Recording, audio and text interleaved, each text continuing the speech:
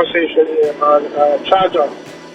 Uh, and I'm talking about the statute of limitation charge-off on your credit report. The statute of limitation on your credit report is 7 years. To be exact, 7 years and sometimes 180 days. Why 180 days? And that's 7 years from the date of delinquency. So the account might be on your file prior to 7 years, but up until it becomes delinquent, then the statute of limitation will not count for the prior time that it's there. But the first date of delinquency, that's 7 years from that date. Why the additional 180 days? Because sometimes the calculation of the time for the charge-off or when it becomes delinquent is not as clear. And because usually it takes 180 days, which is 6 months for a credit account, most form of credit account like a credit card or a personal loan or something like that, to become charged off, they add the additional 180 days so that it becomes reasonable and fair in case there was some discrepancy between when it first charged off and what is the actual time.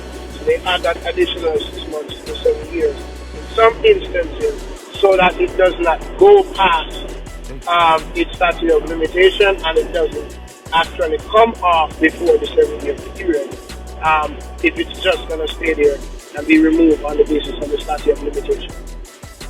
Now, sometimes you will see credit files or credit reports that the charge-off is there longer than the 7 years, or the 7 years or 6 months. If that is the case, it means that you are being violated. It must be removed. I had an instance of, I saw an instance of this, and it was said that the statute of limitation was also up on the collection of the actual debt. So someone was making the point in the discussion that it might be the case where the charge-off is revived because the individual might make a payment on the account after the statute of limitation is expired and restart. But that is not true. Once it's there by the 7 years and the 6 months, then it must go. Even if you make a payment on it, all that did, in some instances, depending on the nature of the payment that you made, all that actually did is restart the statute of limitation on it. Does not restart the statute. And when I say statute of limitation on it, let me explain that.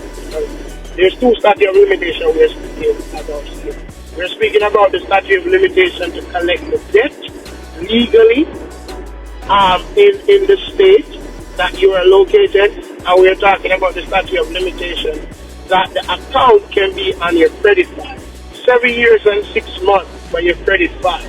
But in the states, that statute of limitation varies. Some states 3 years, some states 5 years, some states 7 years, some states 2 years. Right?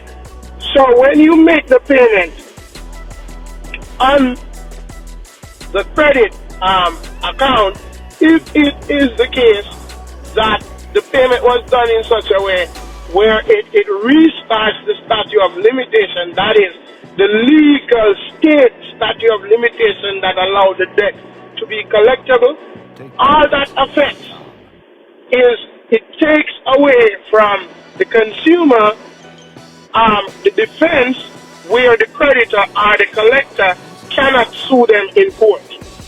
It has nothing to do with the length of time that it now can stay on your file. It has nothing to do with that. Once you make the payment and it restarts the collectible statute of limitation, then all that really does is give the option now where they can enforce the collection in court. Once it is placed on your credit, now the statute of limitation as it relates to your credit report, that has to do with the first date of delinquency. That does not change. It doesn't matter what goes on with the legal collectability and enforcement in the court as it relates to the debt. The statute of limitation for it to last on your credit file has nothing to do with that. What the statute of limitation of your credit file to do with? It has to do with your first date of delinquency. And it doesn't matter if you restart the collectible statute of limitation, if you restart that by paying on the debt, it still must come off your credit file after it reaches 7 years and 6 months. Because that is determined solely and only by your date of first delinquency. Watch this. Let me add another caveat to this. One of the tactics that debt collectors do and the game that they play is that they sometimes try to re-age the account to get it to stay on your credit report longer than it should, the 7 years and 6 months. Why they do that? Because if you are not aware, philosophically speaking, having the account on your credit report is a means of coercing you to pay it. Because once it's there and it's going to affect you negatively, I'm sorry. Once it's there and it's going to affect you negatively, more likely you're going to pay it. So putting it on your credit report is a means of coercing you into paying. No, so that's why sometimes debt collectors try and re-age the account by supplying a different date of first delinquency. If they do that, they violate the FCRA and they violate the FDCPA and they violate also other laws.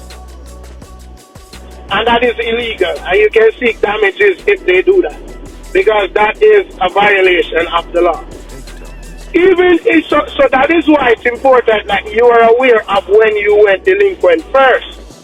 And the debt collector cannot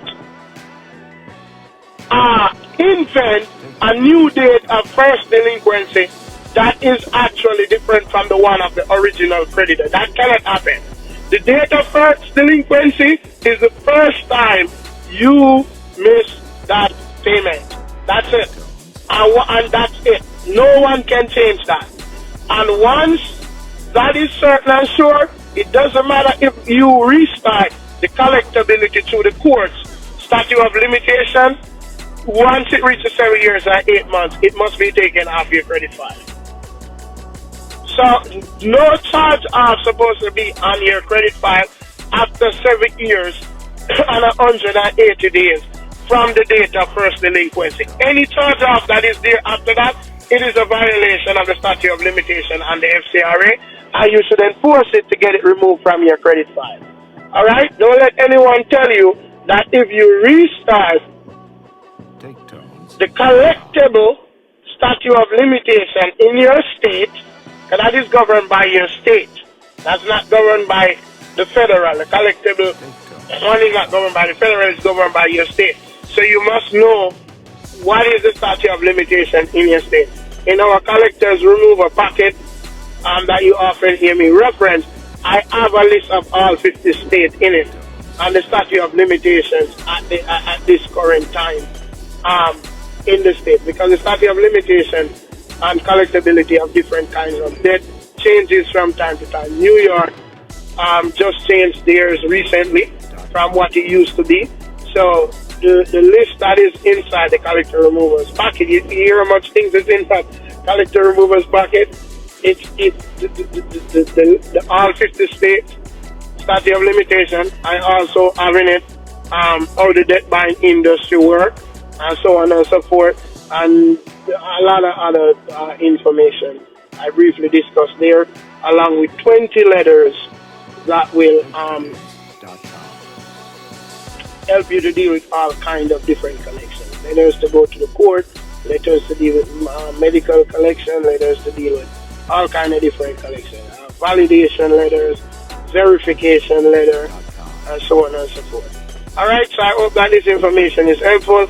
Charge-off must not be on your credit report no more than 7 years and 6 months. Doesn't matter what goes on with the collectible statute of limitation. Because remember, as I said before, and I want to make clear to you, the collectible statute of limitation just have to do with whether they can sue you in court or not. It doesn't mean that they cannot collect on the debt anymore. They can.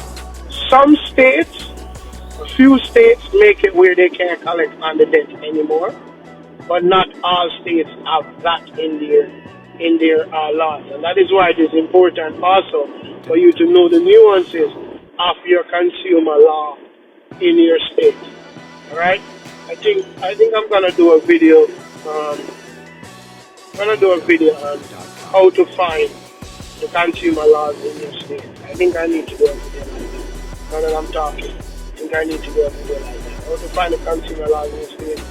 Where should you find your complaints and so on and so forth. Yeah, I'm gonna do 2 videos. All right. I hope that this video was helpful to you as usual. Please remember to like, share, and subscribe. Kyron E Financial Credit Nerdery. Peace. We're out.